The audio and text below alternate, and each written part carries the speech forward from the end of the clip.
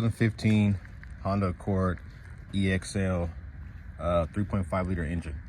Now, doing the valve cover gaskets on this car right here, because of, as you can see right in here, same thing on the back, they are leaking indeed. And you see right here how it's dry, and then it's kind of wet right there, dry, and then kind of wet right there. It gets worse in the backside. Either way, valve cover gaskets, right? Honda was good enough to us to make all the bolts that come out of this thing 10 millimeters, and they all are the same exact length and thread pitch. Besides, as you see, these are your valve cover bolts via the valve cover that was sitting right here, and the most frontward head going towards the radiator. I already took the valve cover off. I was going to put on the new gasket and everything like that, but the kit I got, come to find out, there's two types of valve covers, the physical cover themselves. One is metal or aluminum, and the other one is plastic, like this hard plastic they make. Either way, the plastic type, which this one is, has a separate different valve cover gasket kit. Two things are different. Number one, on this model right here, as you see, there's curves in behind all the holes. I believe the aluminum one, don't quote me on it, but the aluminum one, this curve doesn't exist. It goes a straight shot, so it's recessed in and it's a straight shot all the way through and through. And it goes up, straight shot all the way down. Number two thing different is the valve spark plug tube seals. Okay. These, I actually like this, prefer this method better on all valve covers if they can make it like that. But either way, this guy is actually bolted in from the backside. There's two little nuts. Let me show you that real quick. There's two nuts. You see one here, one there, two little Torx. You're gonna screw those two. This whole little spark plug tube seal actually comes out, and you replace these tube seals like that. I would much rather prefer that on all vehicles. Either way, you take out your series of bolts, and a total of 4 up top right here, straight across this right here, and then 4 at the bottom on the front valve cover. Now on the rear, I already got them loose, which you see these guys right here. Just follow it all the way around, you'll see them.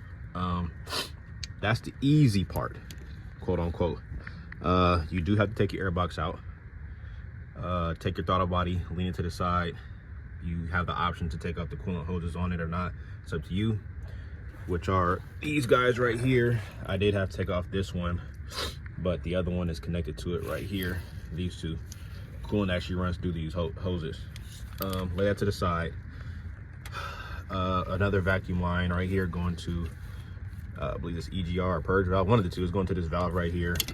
You have a series of connectors going across your valves right here. There's 4 on this guy alone. Yeah, 4 on this guy alone that you have to take off. There's 2 back here. You're not gonna be able to see. Okay, yeah, you can kind of see the top side of it.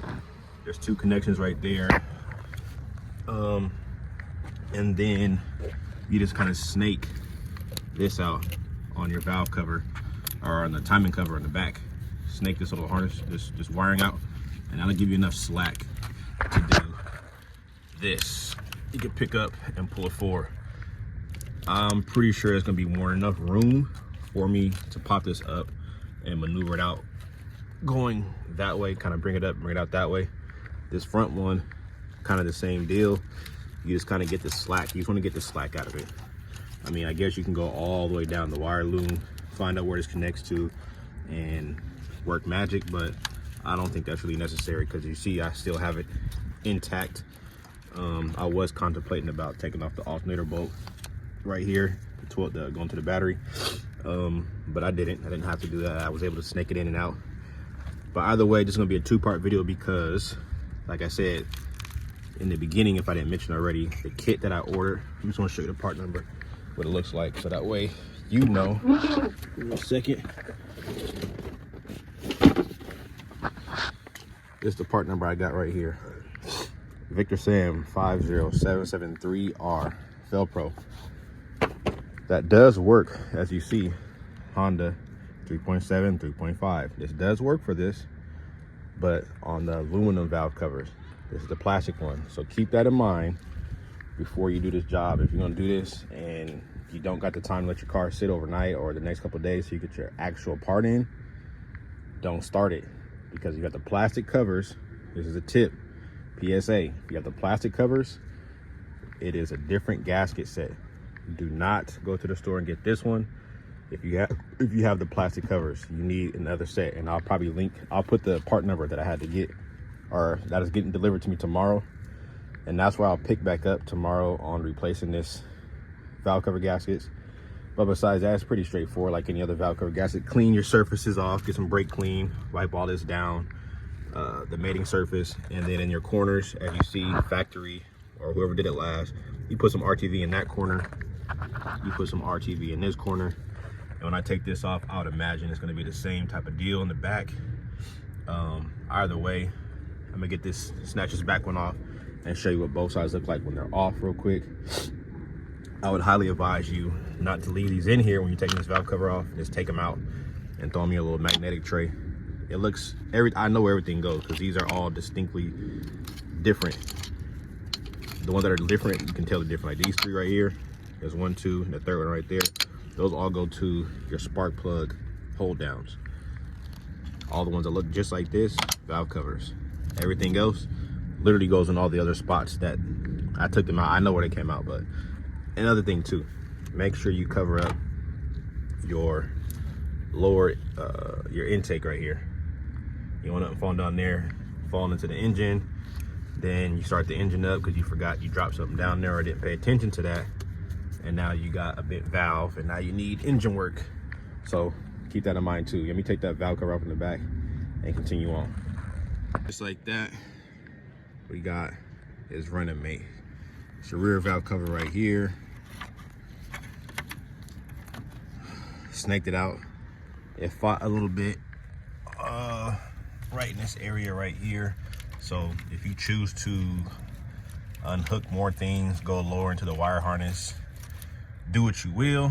But in my case, I was able to snake it out. Like I said, it fought me a little bit. So when I put this or reinstall this, I just know coming in it's gonna be a little bit of a challenge too, but we'll get it in nonetheless. Either way, the inside of this engine looks immaculate. This is the same engine actually I did a timing chain or timing belt, water pump and tensioner stuff on.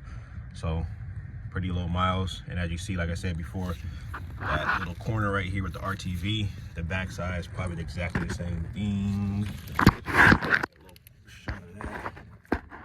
Maybe, maybe not. I don't know if you can see it, but yeah.